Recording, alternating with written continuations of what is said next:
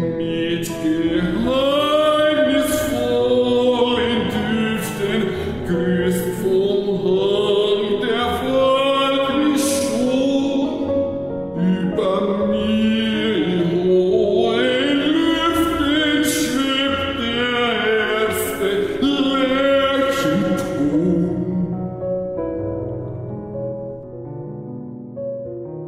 In den süßen Laut versunken, weil ich hinussaat gefehlt, das noch halb vor Schlummer trunken, sanftem Licht entgegenschwingt.